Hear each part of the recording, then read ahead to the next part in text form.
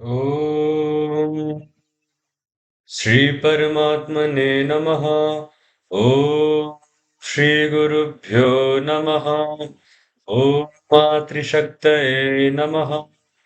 ॐ असतो मा सद्गमय तमसो मा ज्योतिर्गमय मृत्योर्मा अमृतङ्गमय।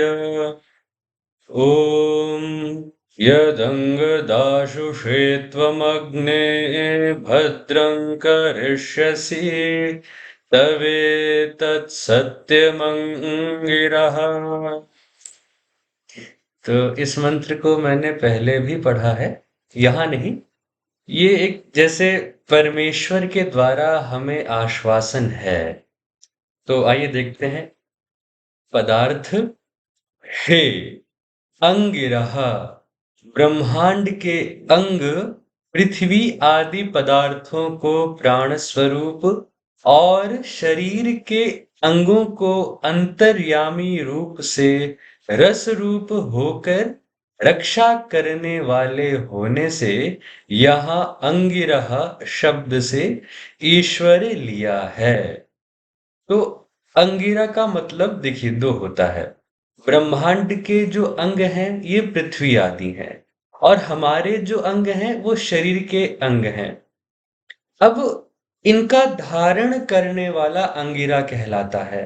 तो ब्रह्मांड के अंगों को ईश्वर प्राण रूप होकर धारण करते हैं, और हमारे अंगों को ईश्वर अंतर्यामी रूप से रस रूप होकर, रस यानी कि अब आयुर्वेद के हिसाब से तो जो भोजन के बाद पहली धातु है उसे रस कहते हैं। और अंतर्यामी जो हमारे हमारे कण कण में हमारे अंदर जो बसे हैं वो परमेश्वर। तो यहाँ पर प्राण रूप से पृथ्वी आदि ब्रह्मांड के अंगों को धारण करने वाले, और रस रूप होकर हमारे अंगों को धारण करने वाले अंगिरा ईश्वर। अंग हे सबके मित्र, अग्नि परमेश्वर। यत जिस हेतु से आप दाशुषे निर्लोभता से उत्तम उत्तम पदार्थों के दान करने वाले मनुष्य के लिए भद्रम कल्याण, जो कि शिष्ट विद्वानों के योग्य है, उसको करिष्यसि करते हैं, सो यह तवेतत् आप ही का सत्यम सत्यव्रत अर्थात शील है। तो एक बार अर्थ पे देखते हैं। अंगिरह, यह हमने ईश्वर का पर्यायवाची जैसा बनाया। अंग यानी कि मित्र, फिर से संबोधन हो गया। अग्नि फिर से संबोधन है, क्योंकि यह सूक्त ही अग्नि सूक्त है। तो परमेश्वर को यहाँ बार बार अग्नि शब्द से पुकारा गया है। यत क्योंकि दाशुषे, दाशुष मतलब होता है जो दान देने वाला होता है। अब कोई आपको अच्छे अच्छे पदार्थ दे, तो या तो कोई महात्मा है आपका भला चाहने वाला, नहीं तो एक और भी तरीका है। लोग क्या करते हैं कि पहले कुछ अच्छा देते हैं, इसके बदले में कुछ लोभ होता है, वो कुछ मांगते हैं या फिर उनकी कोई चाह होती है। तो उस चाह के बिना जो अच्छे अच्छे पदार्थ दान देते हैं उन्हें दाशुष कहते हैं। और दाशुषे उन दान देने वालों के लिए, तो उन दान देने वालों के लिए ईश्वर क्या होगा? कल्याणकारी होगा।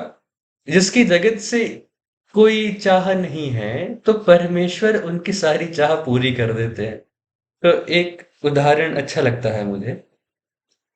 मान लीजिए जेल में कोई कैदी है, और उसे जेल में रखा इसलिए गया है क्योंकि संसारी पदार्थों को देखकर उसका मन करता है कि मैं इसे चुरा लूं। तो मान लीजिए कि जेल में आप उसे देख रहे हैं, आप जेल में आए हैं, आपने देखा उस कैदी को, उसकी हालत ऐसी है कि आपकी भी जैसे घड़ी-वड़ी पर उसकी नज़र है, वो चाहता है उसे।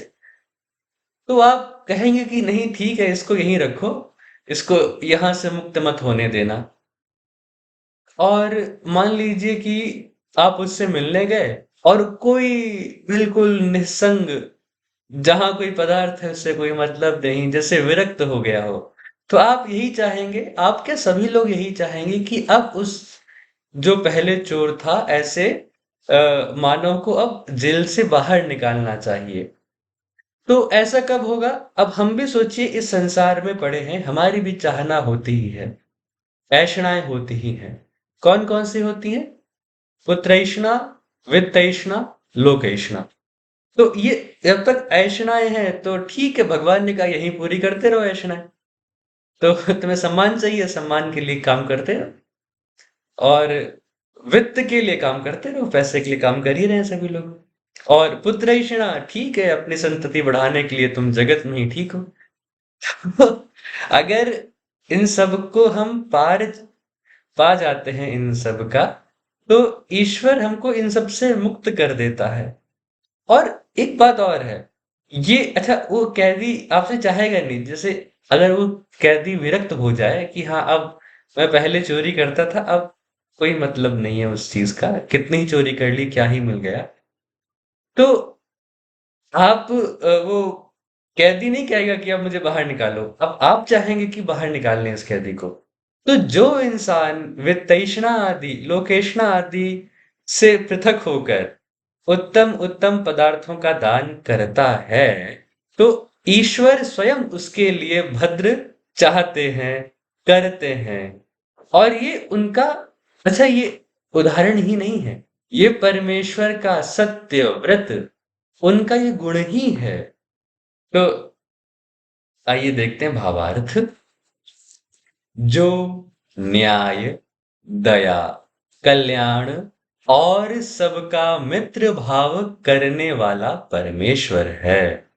तो फिर से सुनिए, न्याय, ठीक है, आगे फिर कहा गया मित्र भाव करने वाला, यहां देखिए, ये मित्र भाव और ये न्याय।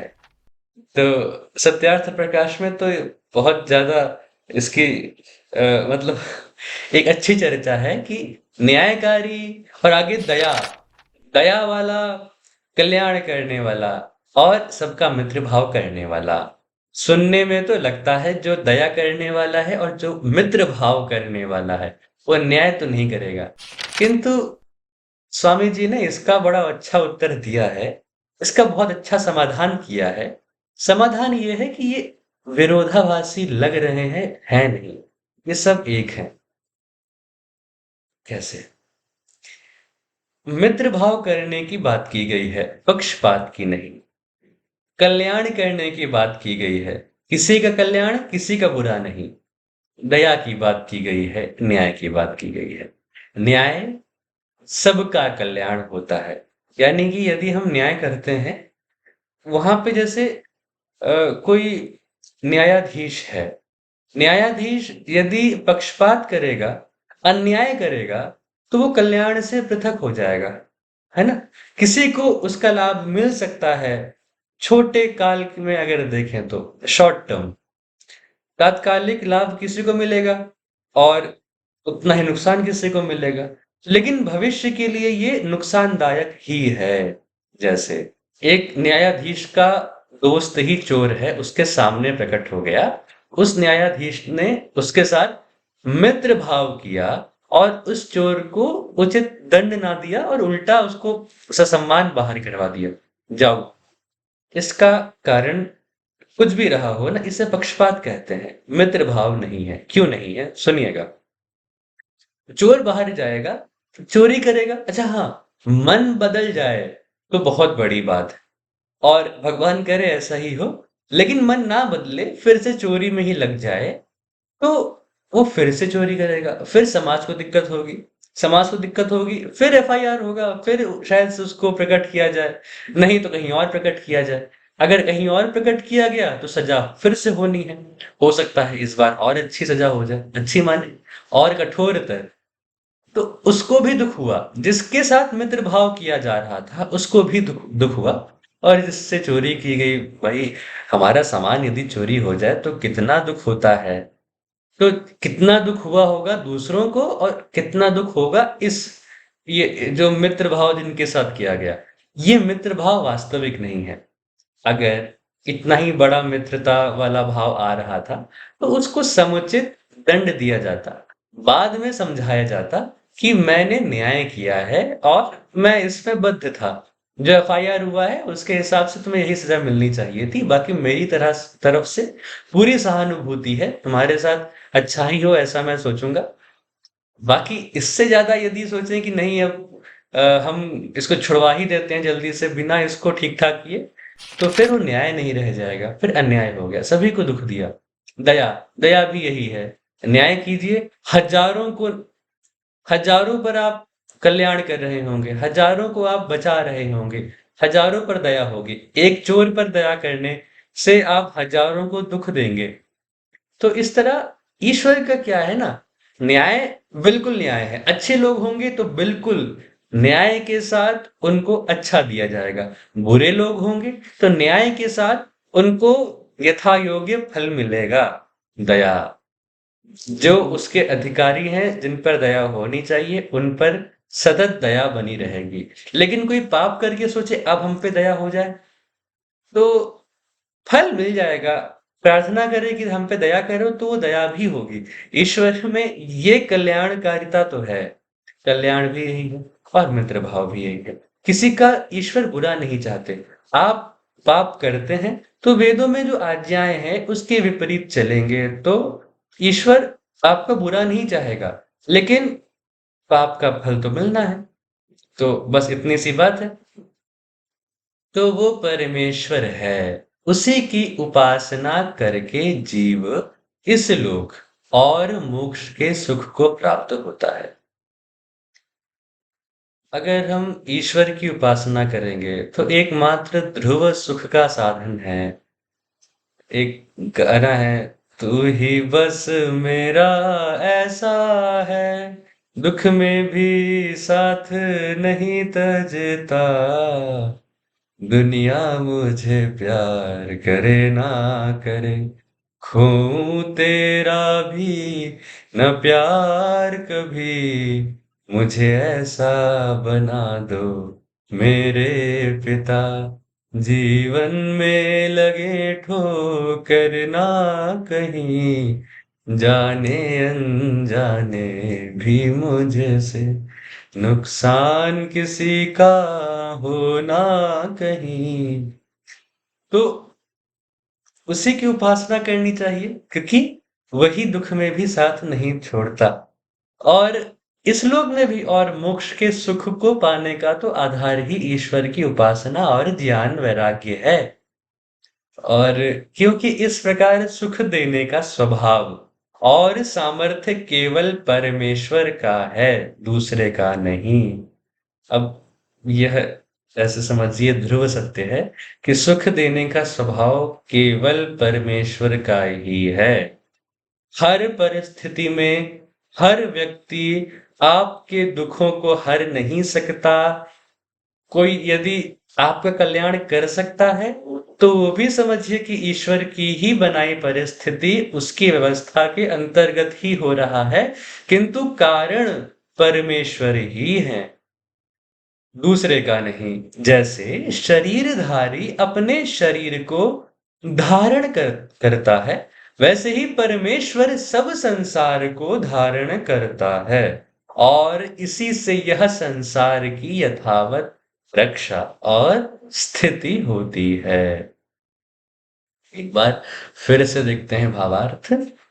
ईश्वर न्याय, दया, कल्याण और सबका मित्र भाव करने वाले हैं, उन्हीं की उपासना करनी चाहिए। अच्छा, एक और बात देखिए ध्यान से, यहाँ पर ईश्वर का यह सत्य व्रत है कि वो दाशुषे, निर्लोभता से उत्तम उत्तम पदार्थों के दान करने वाले मनुष्यों के लिए कल्याण, जो कि शिष्ट विद्वानों के योग्य है, उसको कर